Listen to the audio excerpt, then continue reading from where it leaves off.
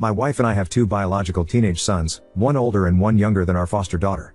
We have been fostering kids for many years, but the goal has always been to reunify the kids with their parents, which has happened successfully each time until now. 2 years ago we took in our foster daughter, now mid-teens. She had been through a lot and was labeled as a troubled kid and not adoptable.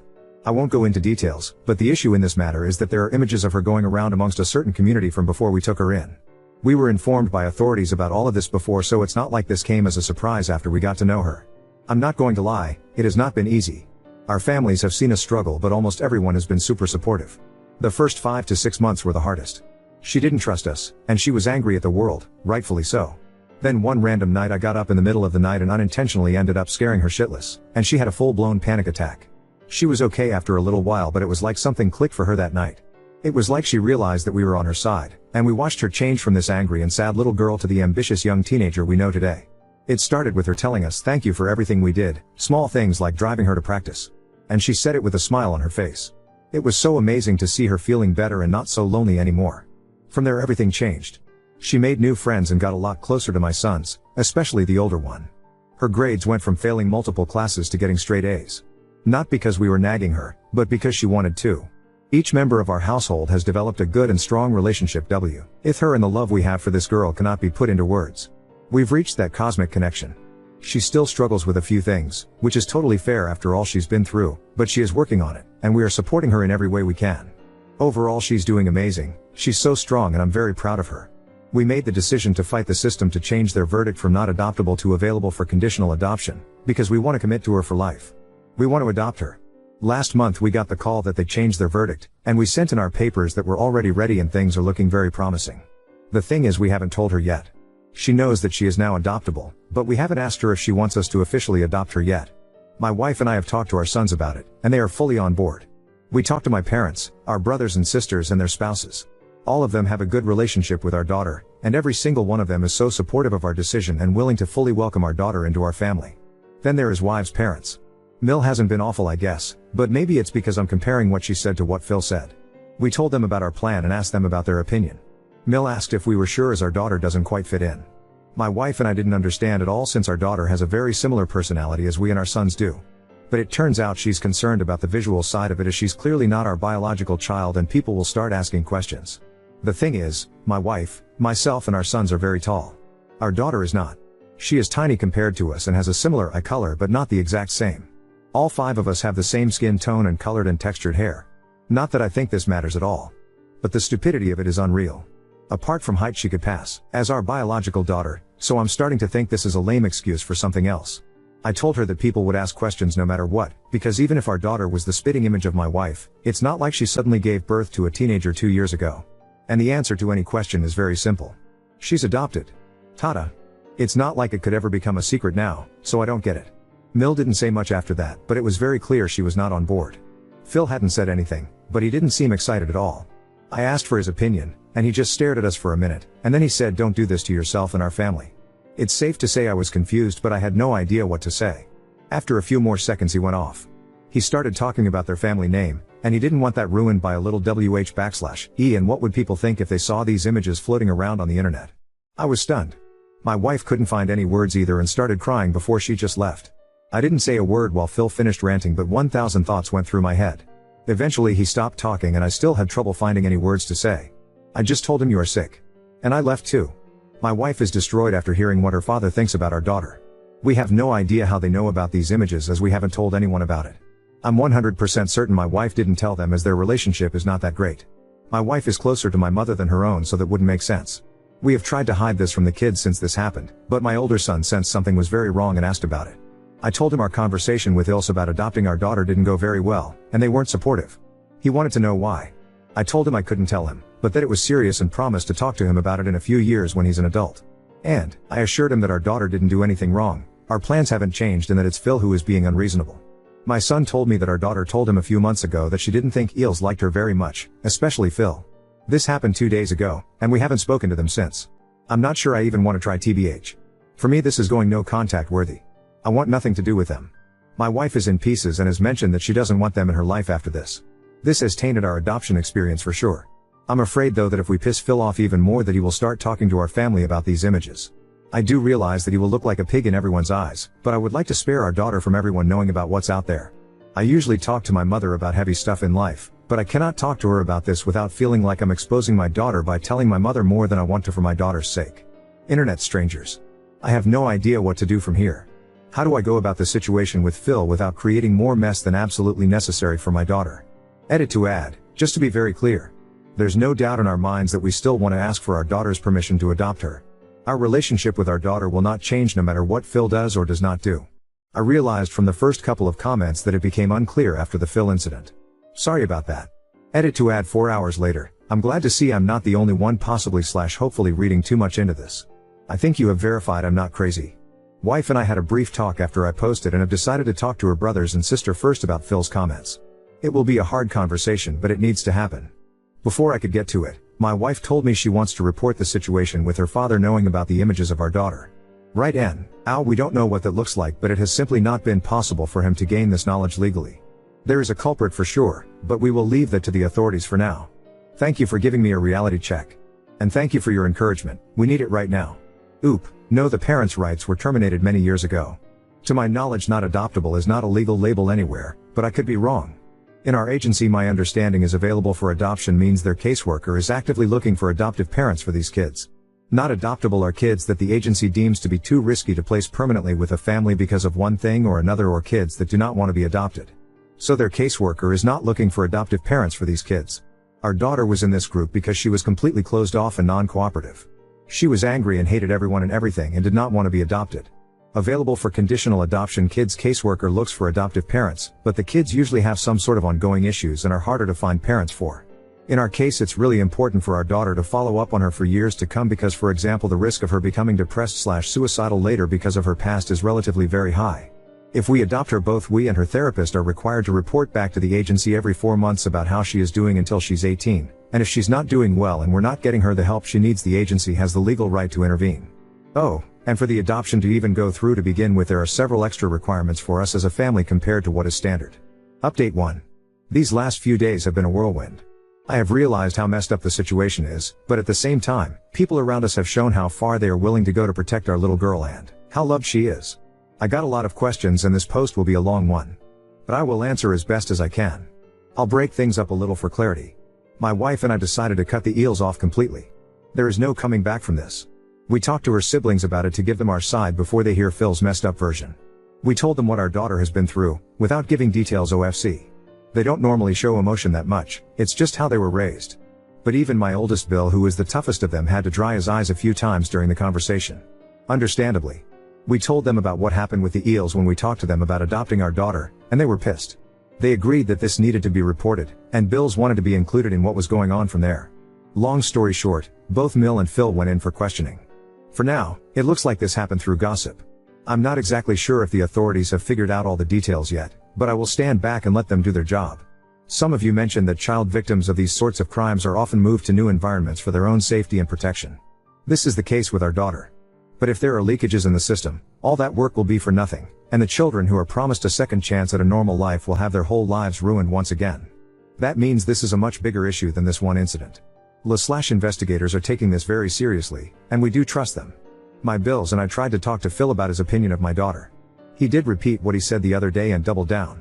Phil did use God and the Bible a lot as reasons for his opinion. I don't want to blame religion, because I know a lot of religious people who are amazing human beings, and none of them would ever say gross stuff like this. Oldest Bill gave Phil a lecture. He was told that it's more and enough that Phil's children think he is a misogynistic piece of shit. They don't need to think he's also a predator prying on young children. There may or may not have been a threat or two mentioned about exposure. Seriously, this man, Bill, is the calmest, most loving human I have ever met. Every child in the family loves this guy. I have known him for almost 20 years, but that night he showed a side of him I had never seen before. I would have pissed myself if he was in my face like he was in Phil's. Phil willingly gave every single piece of electronic device to clear his name. Even every VHS tape was given up. If everything is clear, he will be given everything back, so hopefully he doesn't have anything to worry about. I'm NGL, my wife is struggling. She is in pieces after her parents' reaction. They are wrong in every way possible and have been wrong in many other ways through the years, but it seems like this was her breaking point. Like she realized that there is no hope that her parents will ever become the parents she wished for. My parents have always known her relationship with her parents wasn't great, so they have stepped up for her a little differently than my siblings' partners. My wife has a good relationship with my parents, and I did give them a little heads up that there is stuff going on and my wife is struggling. My mother has been coming by every day just to check in, to talk and to give my wife an extra hug. She made dinner a few times when we were busy, and my father has been giving the kids rides to either school or practice/games every day. They have taken a huge load of stress off my wife and me, so we could concentrate on what is going on right now without worrying about the kids. After a few days, we told them how inappropriately my Phil had been talking about our daughter. My parents know about our daughter's essay but nothing more and no details, and that we are cutting them off for good. My parents are awesome and they love my wife almost more than me and promised her to step in, not just for the kids but for her as well, so in time I believe my wife will be okay. We will get through this together. I don't like the saying the apple doesn't fall far from the tree. My wife and her siblings are the total opposites of their parents. They are amazing people and they are raising their kids to be amazing people. Their parents suck, but they came together and broke the circle. Sometimes the apple rolls away from the tree. My wife and I are both close with all of our siblings, and we do live in a relatively small enough town that everyone knows everything about everyone BC of gossip. So we sort of had to include my siblings and our sibling spouses. We told them a very short version of what was going on, that yes, we are cutting the eels off because they are not supportive of our decision to adopt our daughter, and Phil had said some very rude and inappropriate stuff about our daughter and Mill was on his side, but out of respect for our daughter to please not ask questions without reasons. And we encouraged everyone to come to us directly if there were any rumors or anything going on. Everyone is very supportive and they agree that our daughter deserves privacy and respect, and that the eels are assholes. I got a few skeptical but fair questions about why we asked for people's opinions about the adoption. I get the skepticism, and that is partially on me for not explaining that part very well. It was not so much that we wanted our extended family's opinion and approval, but more so that we knew where everyone was in regards to welcoming our daughter as a permanent member of our family. She is in her mid-teens and we have only known her for 2 years. That's a lot of life to live before coming into our lives. It's not the same as welcoming a baby or a toddler into the family. We never got to take her to the park to play with her brothers and her cousins when she was a child. She wasn't present at family birthdays growing up. We didn't experience her first day of school. Every Christmas Eve, when we were watching Home Alone with our boys growing up, she wasn't there. All of a sudden, there's an extra teenage niece/cousin/granddaughter, and that might not come naturally to everyone. Our boys have a close relationship with my parents and their aunts, uncles and cousins, but although everyone has welcomed and loved every single one of our foster kids, everyone knew these kids already had parents, grandparents, aunts, uncles and cousins, and our family always respected that. Our daughter has never had any of that. She was truly alone in this world when she came to us. She is now in the process of gaining a sh/t ton of family that she never had before. That's a lot to take in as a teenager. Our intent is to guide and help her as much as we can in her relationship with everyone in our family, but to do that, we need to know what kind of relationship our family is ready to have with her. That's why we asked them, and we are thankful that they are so welcoming. I know I said my wife isn't very close to her parents, but they did have a relationship before this shitstorm started, and they would become our daughter's grandparents. I don't know if it's right or wrong to include them given the relationship wasn't that great to begin with, but I'm glad we did so they had the chance to show their true colors before our daughter got the chance to bond with them as her grandparents. I'm going to be very vague here. Partially to protect my daughter and partially because I simply don't have a lot of info. Our daughter was a part of a larger case/circle that was uncovered a few years ago. She went through this hell for years. The FBI was all over it when these people were discovered, and the people behind this case are in prison, thanks to them. The problem is that the circles that are distributing the material are very complicated. Even though a lot of the material was found and locked down back then, given the amount of material and the time span, there is just no way they got it all. Sadly, this is the case in most cases when digital material reaches these online circles that distribute it worldwide. I do want to say I have so much respect for the people working on nailing these sick animals, as it is incredibly hard mentally to do what they do. I have to admit, I don't know what is right and what is wrong to do about informing our daughter about what is going on. But we did ask our caseworker to have a meeting with our daughter's therapist so we can find the best way to go about this together. The 4 of us have had regular meetings these last 2 years to make sure we are all on the same page and work together. These people are awesome and put their hearts into what they do, so I'm sure we will figure this out as well.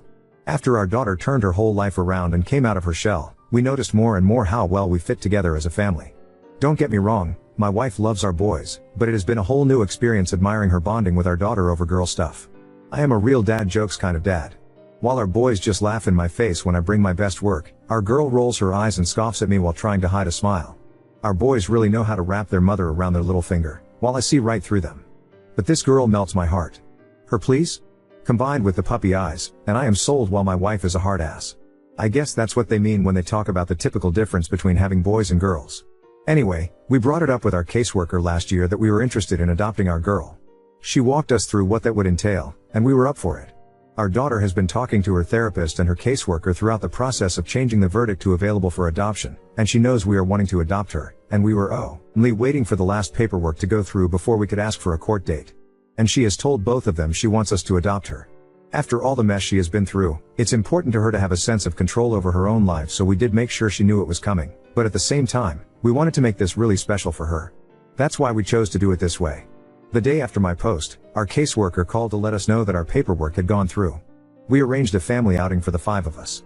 I'm not going to give too many details for our daughter's privacy, but we had such a great day together, and we asked for her permission, and guess what? We laughed, we cried, it was overwhelming. It's finally official. We are adopting her. That same night, my wife and daughter were in the living room talking while I was working in the office. My wife called me into the living room, so I went in there to talk to them. And my girl asked me from now on, "Is it okay if I call you Dad?" Man, I did not expect this. I would be absolutely okay with her to keep using my name, but this is an honor. OFC, I said yes, I'd be honored for her to call me Dad. When I dropped her off for practice the next day, it really hit me when she, in front of her friends and all, said, "Bye Dad, love you." I may or may not have shed a tear or two on my way home. Now we are mom and dad to 3. We don't have a court date yet, but it will probably be this summer or maybe this fall. We are thinking of having a huge adoption party when that happens, but our girl will decide what she wants when that time comes. What we do know is that we're looking forward to it regardless. We have been told our daughter will lose some privileges when it comes to college tuition when we adopt her. I haven't looked too much into it yet, as we are not there yet age-wise. But it's not something we are worrying about. We make more than enough to put all our kids through college. We'll look more into it when it becomes relevant. Right now the adoption is more important than money. As of now, it doesn't look like Phil had access to the content of our daughter. It looks like he's only a misogynistic piece of sh/t. And BC, we have gone no contact, he is a non-issue in the adoption process.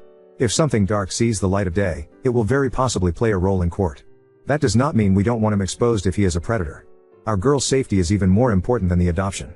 But BC, we have gone no contact, it is very unlikely our daughter would ever be removed from our care. It would probably mean more of a large bump in the road on our way to adoption. Right now, all we can do is cross our fingers and wait for answers. I will say our sons have made our daughter's recovery a whole lot more manageable. Yes, we as then foster parents focused on loving our girl, and we never reprimanded her for acting out because we understood where her pain came from. But she did all the work necessary while we were supportive and gave her a nudge here and there in the right direction. But we feel like our boys have done at least as much for her as we have. They just don't know it. Our boys were initially not informed about our daughter's SA, as there was no reason for it.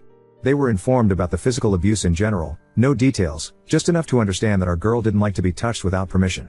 They were very respectful of her, and our youngest even felt bad for her when he hugged me or my wife in front of her because he felt like she deserved love as well. They will never fully comprehend what our girl has been through, but they will also never understand how much they have helped her by just existing around her. They have shown her what healthy relationships with family look like and what boundaries are. Our older son and our daughter are close in age, and he introduced her at school to his friend group, including her now best friend. She has observed our boys a lot during her time with us, and they have played a huge role in teaching her how to live a worry-free teenage life. This has resulted in them having such a great sibling bond, and that melts my heart. To the few people who predict that our girl will end up pregnant by one of our boys, go outside and listen to the birds sing. Read a book. Try out a new hobby.